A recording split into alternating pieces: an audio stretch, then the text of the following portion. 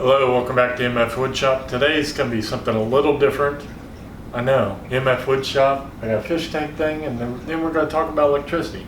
So anyway, today's going to be a little different.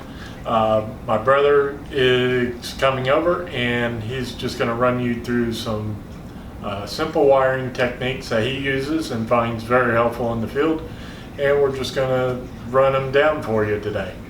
So it is going to be a little longer than what I'm used to, but stay tuned because there's going to be links in the description. There's a whole bunch of information in there that could help you in the future. So let's get started. Okay, so we're going to talk about stripping wires today. There's a lot of different myths out there in the world. Well, not really myths, but there's some truth to them. We don't really care what you use to strip your wires with. I'm just going to tell you how I do it and what to watch for. A lot of people really love these predetermined size wire strippers. They're nice, they're really nice. Pair of side cuts, pair of dikes, and then your typical wire strippers. These are adjustable. You move the screw up to whatever wire gauge you hit. The problem that I have with these, that a lot of people want to argue with on these, is if you look at this wire, can you tell me what size wire that is? So, you're looking at that might be an 18 gauge wire, and then they put it in there and then it doesn't work. So over the years, I've just kind of moved off to my own little system. I know this is controversial, so I don't cut it all the way through. I just kind of pinch the wire, turn the wire 90 degrees, go in the same spot, pinch the wire. So I've pinched it all the way around the wire. Then you grab it away from the pinch and you pull. Okay, you always want to make sure that you're looking in here because you're looking for strands of wire like that. You really don't want to break these off. So you look in here, make sure that you're nice and clean and you don't have. Now the deal is, if this is an 18 gauge wire and you cut off 3 strands, now instead of an 18 gauge wire you have a 17.8 gauge wire. Now the question that you have to ask is, how important is that to you? So what I mean is that if you have an 18 gauge wire, you're wanting to run 25 amps through that wire. Yes, you're getting towards the end of the capabilities of the wire, so every strand is important when you're doing that. If you have an 18 gauge wire and you're running 8 amps through it, you can actually use a 22 gauge wire. So if you lose 2 or 3 strands, it's not that big a deal. So you got to look at your application when you're dealing with stripping the wires. So just for everybody to see that one more time, what we're going to do is we're going to pinch the wire on one side, and you see a little pinch. Turn the wire 90 degrees and pinch it again. See the little pinch, and then when you grab it away from the pinch and pull, then you're always looking inside here to see if you have any broken wires. Well, let's do this. I use those almost always, yeah. But I almost always use like the third one. Oh, really? For almost everything. Yeah. And these work the exact same way. You go to your third one and you squeeze it, and then you go to your third one, squeeze it, and then you come out. Yeah. But you always, I don't care what wire stripper you're using, you always make sure you look inside there to see if you broke any of the strands. So we're going to go over a couple of quick things right here, and there's different ways. I do have an old school. This actually says Radio Shack on it, tell you how old it is. I will not admit to buying that new, but I did. And then we do have some fancier setups. You've seen people build. Mike built this very nice contraption here. I don't know what else to call it. What would you call that? Soldering station. Soldering station. These are very nice. And so we're going to go over a couple of these and how to solder 2 wires together and what to look for. So we're here. We're going to start with this one. This one's not plugged in and it's not hot. So what we're going to do is we're going to go back in. We're going to solder. We're going to grab 2. Okay. So what we're going to do is we're going to solder just a couple wires together. But in order to do that, we're going to have to twist them together. So what we're going to do is this is going to be a little exaggerated so you can see it on camera. So I take one and I strip it out. Usually when I'm stripping wire to solder together, I'm a little bit less than the finger, the width of my finger. I do take the individual ones and I just twist them around. I take a my second wire that I'm going to solder to it. Again, I'm going to exaggerate that out a little bit for you to see. So the most, I think, common way to solder two wires together is going to be button them together like this. So you can go in there and do this, you know, but most people have a hard time finding that to hold still while you're trying to solder it. Most of the time what I do is I will twist them together like this. Okay, so there's a couple things you watch for when you're twisting them together, but in order to wire, if you tug on the wire and it comes apart, you won't be able to solder it. So there's one of the biggest things that you need to do is if you're tugging on the wire and it comes apart, you're not going to be able to solder it. So if you do twist them together like that, and I twist opposite, so one goes one way and one goes the other way, and I pull it apart, I'm not going to be able to solder that. So what you need to do is when you go in there and you're twisting them together, you go at a stronger angle. So instead of going at a real loose angle, I want to go almost 90 degrees. See how I'm making my cross right there? And then I twist this wire this way, and I twist this wire the opposite way. Now when I pull, I pulled a little too hard, but when I pull you can see that they're not coming apart, you know. So that way when I do have my soldering iron, I can pick it up, you know, and hold it there, because if I can hold it with my soldering iron, I can solder it. So it doesn't matter what I'm doing or what type of soldering iron I'm using, it's holding together, and then I can almost move it around with the soldering iron. A couple of other ways to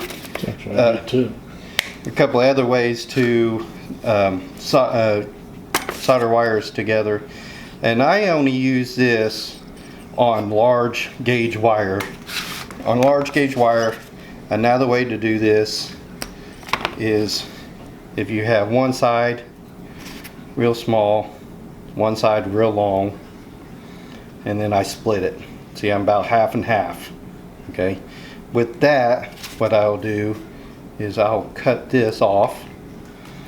Okay, I don't twist these together. What I want is I want this to spread out and I want this to spread out, and when I put those two wires together I want them to mesh together like this. Okay, so I mesh them together like this. I do twist them, and I twist them opposite directions. Then this long piece right here, I'll use that as a wrap to wrap that all the way around to hold that. So the reason that you do this, especially on large gauge wire, and I'm talking something, you know, 10 gauge or better, you know, or heavier, is when you put two 10 gauge wires together, or even two 4 gauge wires together, the distance across from here to here is so big that your heat shrink, when it goes over the top of it, what happens is your heat shrink won't shrink down to make a solid connection here on the side wire on your larger wire. So by doing this, you can get them two wires together. Your knot, or here in the middle, is not so big across, and then when you put your heat shrink on there, you can actually shrink it down small enough for the heat shrink to make a seal here on the edge of the wire. So there's another neat little trick. Another neat little trick, I don't use this one a lot, just a personal preference. I know I'm making somebody mad because I'm stripping all this wire, and you'll see there's no strands, but one of the other tricks is people will twist these and make a loop. I don't do this very often, so I'm not as confident with this one. Twist these and make a loop, then you put it together. I never liked that. I'm not a big fan of this one, personal. Because the only contact you got is right there in the middle. Right there in the middle. You're 100% right. So, but that is another way that a lot of people like soldering it. When you pull on this is very tight. Pretty tension. You know, Yeah. it is. You can't put a lot more tension on it than some of the other designs that I've showed you. But I mean, end result is, as long as you can pull on these a little bit and they don't come apart, you can solder them. If they come apart, you need to go back and twist them together again. Now that we've went through 2 or 3 different variations on how to twist your wires together, we're going to start talking about how to solder your wires together. So here is the, don't touch that, but that's hot. Yeah. Is the tip important? The tip is important. It's more important. The tip is more important when you are using soldering on a soldering board. When you're soldering just 2 pieces of wire together, I find personally I like more solder on there. A lot of people like using a dual heat shrink, alligator device like this one here. They are very handy because it holds the wire very still. But again, if you cannot pull this apart, this alligator clip doesn't do very good for you. So what you, especially when you have different wires, like you want to maintain your 4-inch spacing, you really kind of hinder with the alligator clips. Okay, one of the things that the alligator clip does do that a lot of people don't realize is it creates a heat sink for the wire. So when you are soldering and the wire is heating up, it'll start right here wherever your tip is. That's where the heat source is, and that's where it's going to start. And then it's going to work its way down here, and it's going to work its way back this way. That's why when a lot of people have their heat shrink, on there, right there, the tip of your heat shrink is going to start melting down, and then you won't be able to slide it across. The alligator clips does help a little bit with that, but not a whole lot, because your heat source is starting from the inside working its way out.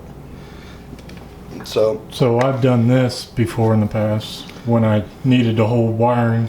I've put the alligator clips right on the 2 so I could connect them. Yeah. And that's what I found out with that. The heat would just rise up here, and when I moved that was actually hot. Yes, and you don't burn yourself. Yeah. But yeah, if you go back to where you can't pull it apart on a pretty good tug, you're going to be good to go. One of the things that you want to watch is your end wrap. So this here, if you're talking about my end wrap, so it's wrapping around, you want to make sure that you get that wrapped around and down tight before you solder it.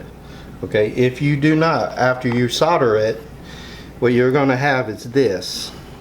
Okay, and that point coming up through there, so really what you're going to have is that point on there after you solder it, and you're really going to have a hard time when you first off, your heat shrink won't go across there.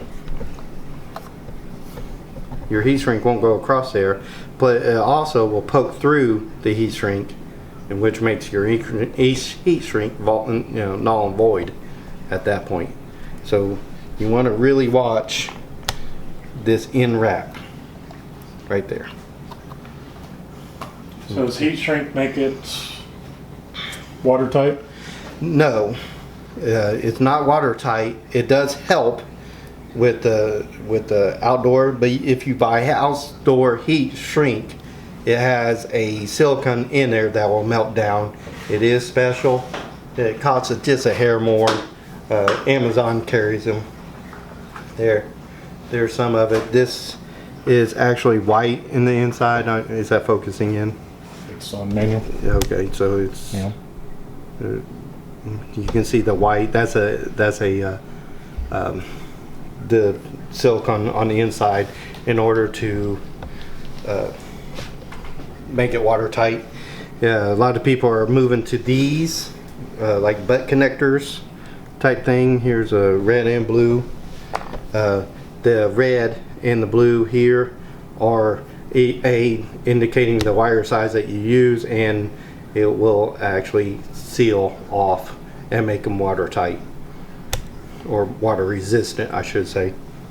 We'll come back to these. These are kind of neat really things, especially if you're in the field and you want to melt that down. So what we're going to do is we're going to talk about a good solder and a bad solder, and I'm going to show you some examples. One of the things that people do is, do you have that sponge in focus? A lot of people will have a soldering station and they grab this sponge and they wipe out all that solder off the tip of their, you know. What that does is when you put a little solder on there, it's what's called tinning the soldering iron. Okay, and I like a little ball solder on there. If I'm soldering onto a PC board, no, I don't want that. I'll wipe that off. If I'm soldering two wires together like we are about to do, I want a little solder on there first. Okay, this does a couple things. When you wipe this off, you're going to take and cool off your iron just a little bit. It doesn't take very long for it to heat back up, but you do cool off your iron just a little bit. And it also tells me that the iron's hot enough to melt the solder. So if your iron is not hot enough to melt the solder, when you put it on here and you're waiting on your iron to get hot enough to melt your solder, what you're doing is you're actually heating up your wire here. Well, when you're heating up the wire here, it's also heating up the wire down through here. And when you have your heat shrink on there already, you will melt the end of your heat shrink. Okay, so let's say I already have my heat shrink on there just like that. So I'm going to solder this, I'm going to move that up. So if my iron's not hot enough to melt my solder before I even start, I'm already, because I'm going to heat up the iron, I'm going to heat up the wire, and that heat's going to come down through the wire. But if I'm already hot enough to melt my solder, then what is going to happen is it melts a lot faster and penetrates into my wire a lot quicker, and then I don't have problems with my heat shrink. My heat shrink here is still valid. You also want to make sure that you are waiting a couple seconds before you move your heat shrink back up, because as you move that back up, it'll close up on you right there. So this wire right here is a little bit warm, so it will close up that if I don't get it up there fast enough. The other thing I want to look at, I want to make sure that we get in here real good, because I want people to understand, and what you're looking for when you're done soldering is you want to see the strands of the wire in there. Okay, so if you look right here, I have a lot of strands of wire showing. I got strands of wire showing there. That tells me that the solder has been sucked down into the wire. It tells me that I have enough solder, because there is a possibility I have too much solder on there, and it tells me that it is sucked down in there and it's joined that whole ball into one big mass. Okay, and this is one of the problems right here that people argue about soldering wires versus just twisting the wires. So long time ago, NASA came out with a report saying that soldering wires are bad, because what happens is that you've added the weight of this solder right through here, but right here where the solder stops and the wire begins by itself, you have created a weak point. I am not building rocket ships. That's why I don't worry about it. So if you're bending this around like this all the time, 100 times a minute, it will break the wire right there. But most likely we are not doing that today. So the things that you want to watch for. So that would be true with any soldering wire. Correct. It don't matter if that's showing or not. If you bend it over here, it's going to break. That's true. It don't matter. That is true. If you're bending it like this, it can break. So the things that you want to watch for while you are soldering, I'm going to go back to my little pointer because it's so high dollar. We are going to watch for the way the end of our wire are twisting around. You see those little points? Those are bad. So if I run my finger across here, I can feel that point. I can feel that point of the wire. If you look at this one and you see, it was actually hard to do this. I got a bunch of wire. I got good solder through here, But if I look on the back side, you can see where I'm discolored. So I am actually a little shy of some solder through this area. Will this work? Absolutely. Would I resolder this? Absolutely not. If I was building rocket ships for NASA, I'll probably resolder it. This one I wanted to show you. This is a good example of too much solder. So if you look at this, how nice and smooth that looks, that means that you're actually a little heavy on some of your solder and you don't need to use so much. One of the things that you can do with this is you take your iron and heat it back up again and kind of flip it. And then once you flip it, you can see you've knocked off the excess solder in there. Does the excess solder hurt anything? No, it does not. You always make sure you kind of rub your finger around there. So one of the things that you can do that's real easy to do, and it's really just because I want to do it, I won't be able to do it, is when you pull your solder iron away from your piece, whatever you're soldering, you'll get a little point right there. And because I want to show it, I probably won't be able to get it, but that is a point right there, right here.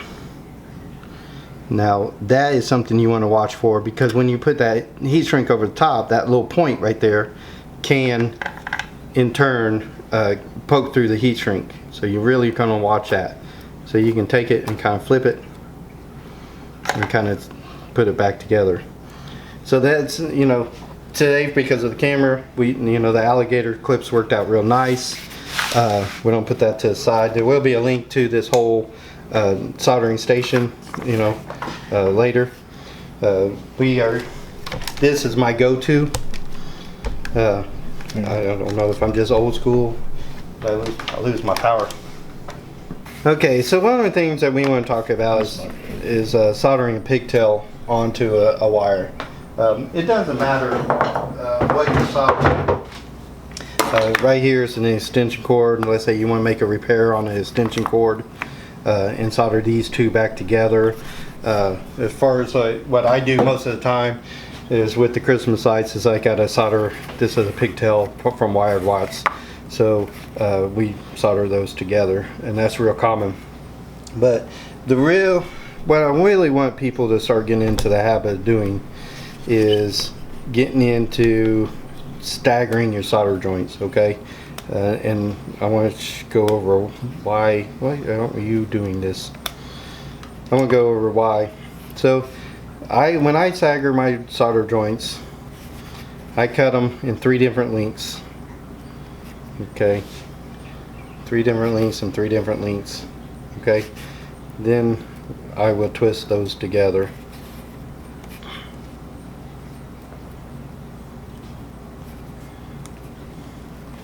It's just more of a cleaner end result. Cleaner end result, but there are purposes for this. Yeah. Okay. If that solder loosens up in the middle, it don't connect to each other. Yeah, especially when a little less anyway. Yeah, especially when we come back to some of these samples where we're getting poke throughs. Because if you take all 3 of these and solder them all side by side like this, okay, now you have the middle one poking through and you have this end one poking through, you can really get a short right there. Okay, when you look at the difference between the thickness of your wire strippings, so the casing on your wire, the thickness of the insulation versus the thickness of your heat shrink, you can see that there's quite a bit of difference, and you can understand that the heat shrink doesn't hold up as well as what that the wire strippings would. So when you put 3 solder joints together like this, you can really understand that it wouldn't take much to get those all 3 to poke through and short out to each other. But if you do it like this, let me finish twisting these together so you can see it a little bit better. If you do it like this, did I get it right?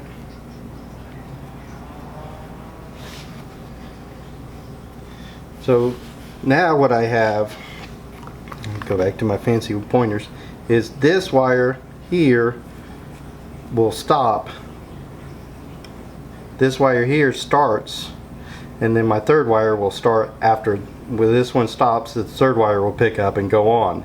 That way, when I put all three of these together, even if something for whatever reason is poking through there, it is going to have to poke through my wire stripping, which is a heavier insulation than what it would be to poke through two pieces of my heat shrink that would be side by side. So you can see what I'm saying with that. And it's common for me to put a big heat shrink across the whole thing, you know, after I'm done. So I have my three soldered, they're all staggered together, you know, and then a big heat shrink over the top of that. And if they're all bundled up together, you'll never get that heat shrink. Correct. Correct. Unless you have some like 5-to-1 heat shrink or something. Yes. Maybe. Yes. So by doing that, you can understand why we are doing what we're doing and why we're staggering away each of them together.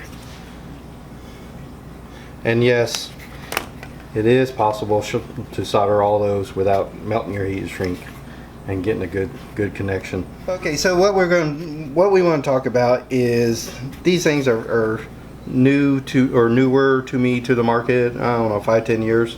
I'm calling that newer.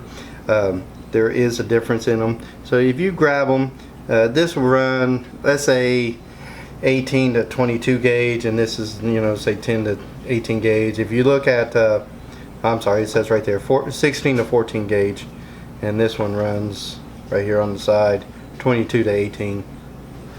But what we want to make sure that you understand is, if you look at the size of this hole and then turn it over 100 and then look at the size of that hole, there is a difference between the two. Okay, and that's what I want to talk to you about. I want you to, yeah, that one's a little bit smaller, that one's going to be a little bit bigger.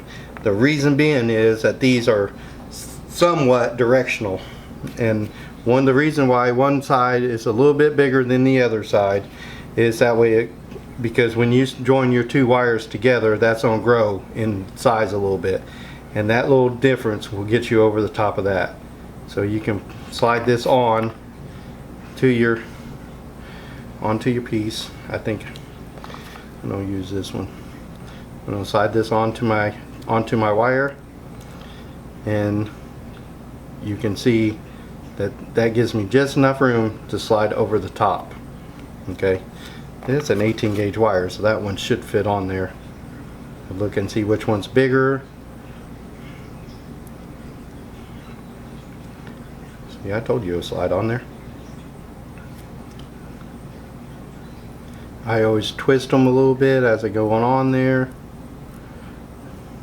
Okay, I try to make sure that my wire stripping, when I strip two wires together, that they fall in between the two reds, and then I can use a torch to heat those down. Now what you really got to watch with these torches, if you look where my torch is versus where the wire is at, because I don't want to get too close together, because you can get too hot and melt that. See how I got a little bubble right there? I got a little too hot. But you need to get it hot so that solder will melt down, because we do want to make sure that when this solder melts, it looks like the other pieces that we had a little while ago that I threw away. You're still looking for the strands of wire to come through when this solder in the middle melts. That way you know that you have good solder. A lot of people use heat guns. This one just was not plugged in at the minute. Here's another example of a heat gun. So you want to do that. But when a normal lighter will melt those down. And even your heat shrink too. Twist that around. Twist that again. See my cross, 90 degrees, and I'm twisting that around nice and tight, watching the ends where they stop. Take my solder and take my heat shrink, go over the top, all the way down. I kind of twist my heat shrink on there. I don't know why I twist them, but I just do. So let's say I want to use this normal lighter, you know, so a lot of times I don't get all the way up into the flame.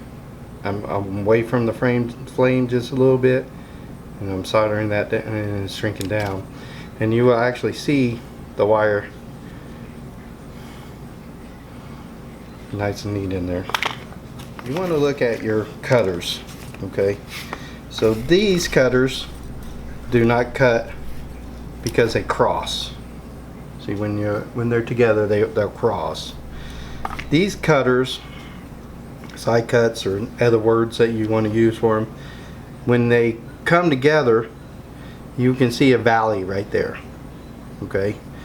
But when these come together, it's nice and smooth all the way across.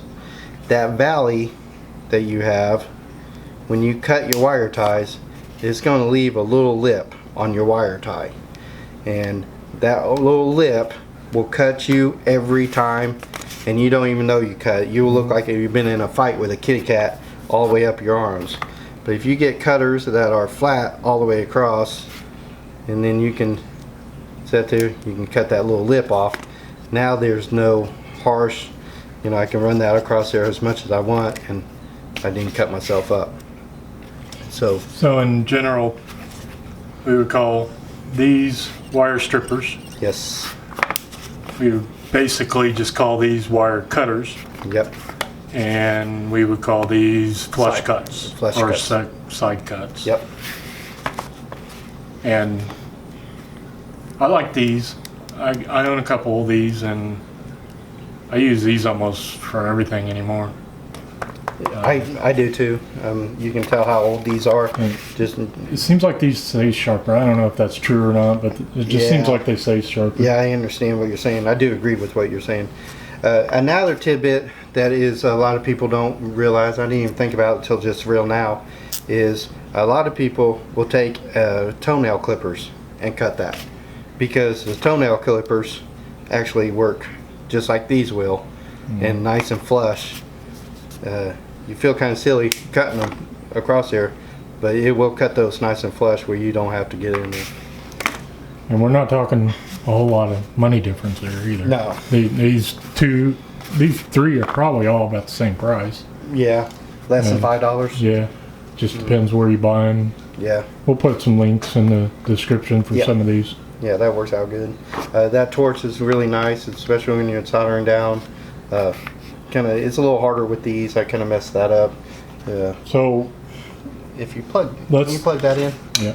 So let's. So if I do that again on a go-to wiring job, say, I know for you particularly like cars. Yes, I do like auto. What is your go-to 5 tools? And say just your go-to tools, not necessarily a number, but yeah, you're gonna always take these tools with you if you're gonna go on site. I'd say one of these three, a torch of some sort. I have been picking these up more and more often, just because they're quick, they're easy. And my old school soldering iron. And the reason I carry my old school soldering iron, I broke it today. I'll buy a new tip, but these heat up faster. Yes. And they get hotter, especially with bigger gauge wiring. Yes. The soldering station that we showed earlier, it's pretty decent up to about, I would say, 14 gauge. Yes. And anything bigger than that, 10 gauge, 8 gauge, especially speaker wire or amp wire. Yes. You're not going to get that with that soldering station. You have to have something stronger. That is true. This is a 150 watt. The other thing I really like about this is when you're done and you let off on that trigger, this cools down real fast. So if I'm in an automotive situation and I lay that on the carpet, I don't burn the carpet. I won't get a burn mark. Where the soldering station, you will get a burn mark, because it just takes longer for that mass to cool off. And you'll burn your hands too on a station. Yeah, you'll burn your hands. So I do that. Well, I do have one of these I want to set up, and that way we can see a nice finish end result on one of these. We're just gonna take a heat gun. I just want people to see what it looks like. I don't have to be real close to the heat gun. You know, just gonna get it moderately away. It depends on how big and how many watts your heat gun is, or on how long this takes. But I want you to see. And if you look, I'm spinning the wire, and I probably shouldn't. I probably should be moving the heat gun around. That way, as I move that around, I'm heating up that solder on the inside in different areas. So, is I don't know if that heat gun gets strong enough on it. I'm be surprised if it's not. It may not be. Yeah, it's going. So I'm beginning to see some shininess come down through here as you're beginning to see it come down through there. But you know, today, because of the wire's cut on both sides, I can spin that wire. But if I was in a real world situation, I would be moving the heat gun around in order to get both sides or underneath it and get that at different angles to get that to melt down a little bit quicker. Takes a lot with that heat gun. Yeah.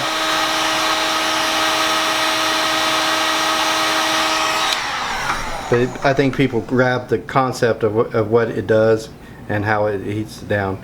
You can see these seals are spreading out to get a better connection.